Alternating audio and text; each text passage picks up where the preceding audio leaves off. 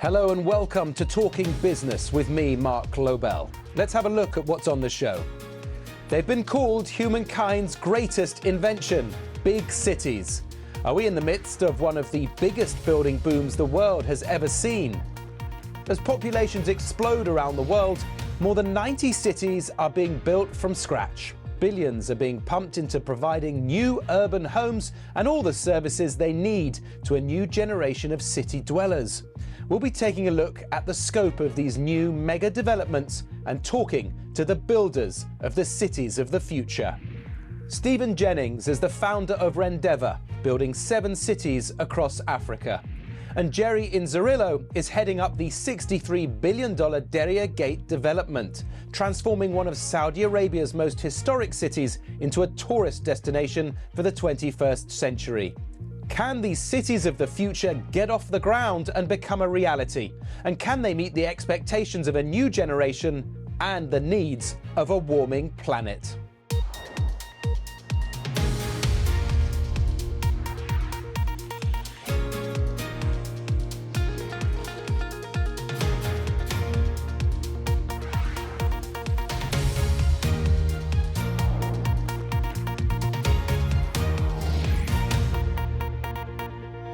Wherever you're joining us from, a big hello and a warm welcome to the programme. In the last 18 months alone, more than 15 brand new cities have been announced. And in the last 10 years, it's been more than 90. It's an unprecedented boom time for urban development in the modern era. Given the trajectory of the global population, it's not surprising that the demand for new homes and entirely new cities should be met by these developments. In 1950, there were 2.5 billion people in the world. That grew to 6 billion by 1998. And today, the world's population stands at 8.2 billion people.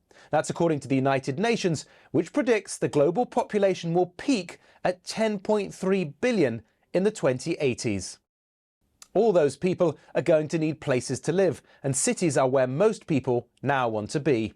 From Indonesia to Egypt, California to Saudi Arabia, millions of new homes and the services which the new population need are at various stages from planning to welcoming their new occupants.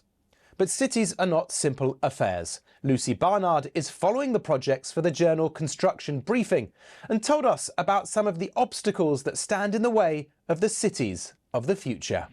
The challenges that some of these developers face are that it's very, very expensive to build a city from scratch. No one's going to be able to do that with their own pocket change. This is serious money. The logistical challenges that developers face when trying to build a new city is, well, for a start, they're usually building in the middle of a wilderness, or they're building somewhere where there isn't very much to start off with. So they've got to create a water supply from often very little. That can be very challenging in a desert. They've got to build roads. They've got to supply the city with electricity. They've got to supply wastewater. They've got to make sure that there is good sanitation. And as always, these can be very, very damaging to the environment.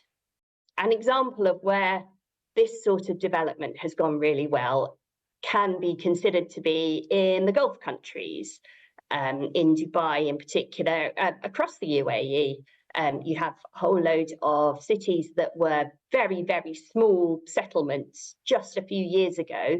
And suddenly these are cities with millions of people living in them. And often the people who are living in these cities say that they're a lot more satisfied than people living in much older cities. They have access to superfast metro service. Their roads are big and you can get around easily. The water supply is, well, obviously it's sometimes a bit tricky, but they have the ability to create fantastic infrastructure. So you have a very good water supply, a lot better than other cities in the Middle East. And generally the town planning means that developments are master planned. So you get a high standard of building. There are lots of examples where this sort of thing has gone horribly wrong. One example that a lot of people mention is China, where there are a number of large developments that were built in the 2010s or thereabouts when the market was booming, and developers built thousands of beautiful flats, a lot of them, but they were in places where people didn't want to live. And when the market collapsed, they got stuck with a lot of empty flats. People want to live in cities because there are better services in general, and it's easier to get to places. So you can get to work much more easily in general. There are more choices of work, and there's often a better standard of education, and it's easier to get to school for your kids. So the demand is high because cities offer a mixture of convenience and opportunity. Helping developers deal with the complexity of the challenge of envisaging and building the cities is a range of new technology, some of which is based on popular computer games. Elliot Hartley runs a British company which models designs using 3D technology, so developers can quickly see what their plans will look like and quickly figure out the logistics, like the number of bricks they will need. Managing the complexity of designing a city is an incredible challenge for professionals. At each stage, you're creating a huge wealth of data that is passed on often to the next stage in the design process. So whether it's understanding how much energy you need for an area, or water, or construction materials, all of that information needs to be passed along. And then at each particular stage, you have the challenges of what if something changes on the ground? What if new information comes in? And how do you reflect that information downstream, if you will? How do you pass it to the next profession? It's an incredible challenge, but one that we're really able to cope with now. There's a lot of software tools that help us move that data down to each part of that design process. And there's a lot of convergence within those professions with the software tools to make it happen. So some of the software we use is actually surprisingly also used in the entertainment industry, whether that be in movies or video games effectively. One of the tools that certainly we use a lot of in the office and talk to others about how to use is a product called Unreal Engine, which is a game engine, which has been used to make TV shows and movies, as well as popular video games like Fortnite. It seems a strange world where my profession is listening into a gaming conference to see what the new technology is and how that will affect the games industry. We often will sit there now wondering what will that mean for us planning lighting or showing our clients how it will look, how their urban areas will look in the future. One big centre for new cities is Africa. The UN says many African countries will see their populations double in the next 30 years. I've been speaking to my first guest, who is building 7 new cities on the continent. He's the founder of the company Rendezvous, and the cities are in Nigeria, the Democratic Republic of Congo, Ghana, Zambia, as well as Tartu, just outside of Nairobi, Kenya, which is a flagship 5,000-acre site being built for more than 150,000 residents. Stephen Jennings, welcome to the programme. You're building 7 cities across Africa. How difficult is it to fund those projects with such long timelines and high amounts of risk? Funding, as you can imagine, is a absolutely fundamental success factor. So, we started with a lot of very, very long-term capital, and we took the view, somewhat controversially at the start, that we didn't want any leverage. And that absolutely proved to be the right decision. So it meant it took a little bit longer to get momentum and to get to critical mass, but it meant that financially we've been very robust. So it's investors who are in it for the long term. Yeah, very wealthy private investors and family investors who can actually take a 50-year view on the projects. So people who are really committed to go the distance and build a very big long-term Pan-African platform. How excited are you about Tartu? You can probably tell from my face, extremely. Yeah, I think our whole team and our shareholders are extremely excited about the whole platform because we can see the impact we're having. When I go to work and I see tens of thousands of people marching into their formal jobs, properly paying jobs, skilled, semi-skilled, highly skilled, and I see those numbers going up month by month, it's hugely gratifying. How many businesses do you need to make Tartu sustainable? Yeah, I probably don't think of it in terms of number of businesses, but at Tartu City, we've close to 100 large businesses, many leading regional, local, and large multinationals. Tartu City is probably the largest project of any kind in Kenya now. So about 3 billion of investment, 50,000 new jobs. So it's been self-sustaining for a long time, highly cash generative. That project, we have 5,000 students come into our schools every day, thousands of apartments. We have events where we have tens of thousands of visitors. And I think what Tartu proves is if you can create a normal operating environment in Africa in terms of governance and infrastructure and amenities, you very quickly capitalize a large amount of investment and a very large amount of job creation. So it kind of demonstrates Africa's full potential. What are the unexpected challenges you faced with a project like Tartu? You know, when we started doing this, as you can imagine, there was no existing roadmap for building cities in Africa. So, you know, a lot of the details in terms of how we operate have evolved through trial and error and our own mistakes. I think one of the bigger challenges that we didn't anticipate was how long it would take to build really high performance teams and a really high performance culture in an environment where governance is weak and the surrounding business ecosystem is far from internationally competitive. So we've focused hugely on building those teams and that culture. And as we've achieved that, it's really had an amazing result in terms of our cities flourishing and our people flourishing. So now we have young Africans across the continent running complex functions and businesses. Yeah, and I couldn't have imagined a few years ago that we would have a very young Kenyan in his early 30s running a whole country for us, you know, in this case, Ghana. What was the key ingredient you found that was able to draw in the talent that you were searching for? Obviously, as always, painting the vision that we were doing something transformational. And then working really hard to find people with the requisite commitment. It's not easy to build a city in Africa.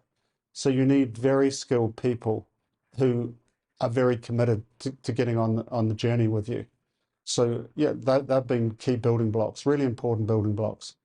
What model works best in which cities between public and private cooperation? Cities always involve this complex and dynamic interaction between government and private sector. Normally, because governments have the ability to tax and write rules and regulations, governments run cities. But in Africa, we have huge government failure around lack of planning, very poor quality controls, and infrastructure that's completely overwhelmed and increasingly overwhelmed. And that creates the space for private city operators such as ourselves to play a bigger role than they might do in other environments. How do you ensure there is one key ingredient when you're building your city's water supply? How do you go about ensuring that exists? You've obviously got some Africa background asking that question. Yeah, as you know, Mark, many African cities have regular disruption in water supply. Water quality is an issue. In fact, many water municipalities are actually water cartels. So we decided a long time ago that we would build and operate our own vertically integrated, regulated water utilities. So that entails water supply, water treatment, water reticulation, and wastewater treatment. So in Kenya today, we're one of the very few places that we have high quality, reliable water 24/7, as we do in our other cities in Nigeria and Ghana. And the interesting thing is our water treatment plant was built by our in-house Kenyan team in under 6 months and within budget. And it just shows that once you have good governance and good management, issues that sometimes seem quite intractable can be solved relatively quickly. How do you avoid making your cities too tech smart for their own good? Yeah, it's another very good question because you can imagine when you're building a greenfield, large new city, it's easy to be tempted to become utopian or to follow, the latest tech fads. And as self-funding private cities, we have to be very careful that the technology we deploy and the development concepts we use are the ones that our clients and our residents want and that they're prepared to pay for. So in some areas like environmental regeneration, walkability, livability, we're very radical. In other areas like transport systems, we're definitely not going to experiment with transport robotics or self-driving cars.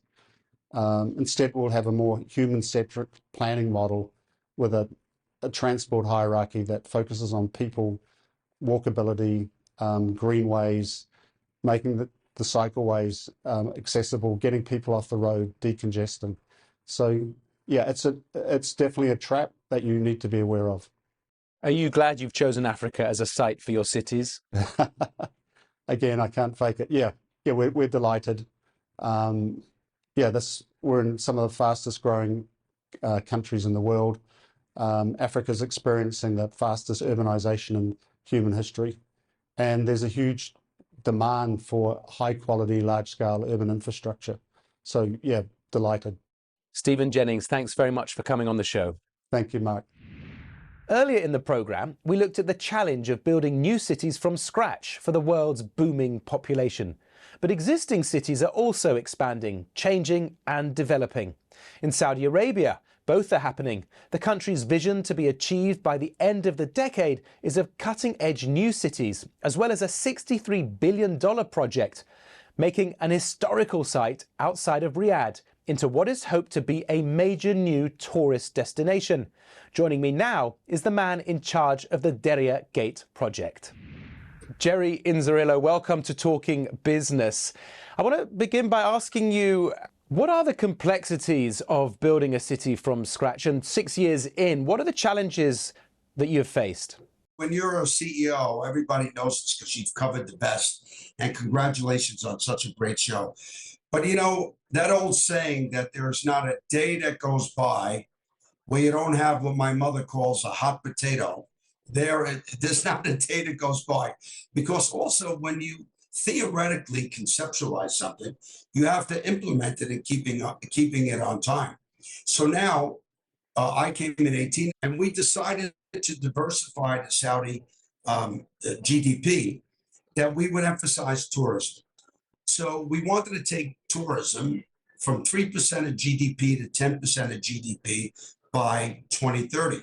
I'm very pleased to report that we're already above 5% and we will make that 10%. Jerry, there is so much construction in what you're trying to do. One hot potato must be global supply chain issues for you. It must be one of your greatest challenges, with high material costs, quality control challenges, and just keeping contractors' prices competitive. So we knew that our brothers and sisters in the Emirates were going to do a bang-up job on the World Expo. So we saw who built the expo, who were your contractors, what was it? Because there was going to come a point where we will exhaust all of the Kingdom of Saudi Arabia's capability, contracting, engineering, subcontracting. So today is using all of the Saudi contractors. But now we went ahead and said, when the Emiratis have finished with the World Expo, let's use their resources because they have to wind it down. This is the same thing that happened with our great brothers and sisters in Qatar, because they did a fabulous job, as you know, on the World Cup. So we went before the World Cup and analyzed their resources so we could contract them to help us. So that's how we mitigated a lot of the supply chain dilemmas. This is all part of Vision 2030, supported by Crown Prince Mohammed bin Salman. But the Crown Prince and Saudi Arabia have faced criticism for past decisions around human rights. So as an American expat, how can you influence reforms that Western companies and investors would require in order to support the project? We hear the question a lot, but obviously we're not naive. Now, I'm very lucky because I've been very fortunate in my tourism career. So, a lot of people look for opportunities all over the world. Obviously, the kingdom is very dynamic now. And in Vision 2030, it says, we will use all the resources of the kingdom to develop our own people, but an expertise we currently do not have. We will ask the help from the best and brightest expats from all over the world to help us on our mission until the industries we have not excelled in, design, marketing, tourism, entertainment, until we come up to speed. Now, with me, I've always had great Saudi friends, but I'm in a very privileged situation because I don't have to be here. I chose to be here because I love Vision 2030. Now, I'll give you my staff now is 3,000. We have 40,000 construction workers, but of the 3,000 staff, 82% are Saudi. 39% of them are Saudi women superstars. 16% of them are in management. And the thing I'm most proud, 14% of my staff are from my community of today. Now, here's the thing. The average age of my entire staff is 31. You take me out, it probably goes to 24, but I don't have to be here. So now, you can't change things just with the best of intentions in 6 months of a year. So the kingdom is moving rapidly. The society is happy now. It's healthy. It's being entertained. Riyadh is growing now about 200,000 people a year. You know what the largest part of that segment? Young Saudis coming home, especially the girls and women, because they know they have a very bright future. But how much do you worry about controversies surrounding human rights in the kingdom may put people off coming, may put tourists off visiting? That would be worrying for any nation, right? But I'll tell you why I'm concerned, but not worried. Because I know two things that are a fact. And I wouldn't be able to say this to you if I was here periodically, a few times a month. I've lived here for 6.5 years. And the reason why I'm less concerned is because I was frustrated prior to coming that the kingdom was not open to tourism. Listen, you're a beautiful country, but if you don't open to tourism, how can people see a beautiful country? You're perpetuating stereotypes that the kingdom is just deserts and camels, right? I have had Saudi friends my whole life. They're warm, generous, hospitable people. But if you don't open to tourism, how can people engage them to see? Now, I have the privilege of sitting on the Saudi Tourism Authority, so I see all the data of what people expect before they come to Saudi Arabia. And we see some of these concerns. But the thing that makes me very encouraging is that over 93% of our post-visit interviews, the number one and number two things, I had no idea that the society was so warm and generous and we were treated so nice. I had no idea that the kingdom was 300 years old. I had no idea there was so many fun things to do. So I'm patient because I know that tourism will be one of the great ambassadorial aspects to accelerate the image of the kingdom, which is happening quickly. And in praise of His Royal Highness, we have two gigantic master plans now to expand the two holy cities of Mecca and Medina. So pre-COVID, we welcomed 16 million Muslim to come and do a life's fulfillment, to have a holy pilgrimage to the two holy cities. His Royal Highness's plan now, which is being implemented very quickly, will allow us to welcome 30 million pilgrimage to do a fulfillment of a life dream. So when you did a pilgrimage a few years ago, you had to do the pilgrimage and leave. Now, anybody that wants to come to the kingdom with an electronic visa, which you can get in a matter of minutes, can stay in the kingdom for 90 days and see the beautiful kingdom. Jerry Inzerillo, thank you so much for your time today. Fabulous. Thanks for everything. Really appreciate it. And my best to all your viewers. Well, that's it for this week. I hope you enjoyed the show. Don't forget you can keep up with the latest on our global economy on the BBC website or the smartphone app. You can also follow me. I'm on X. I'm at Mark Lobel. Thanks for watching. I'll see you soon. Bye-bye.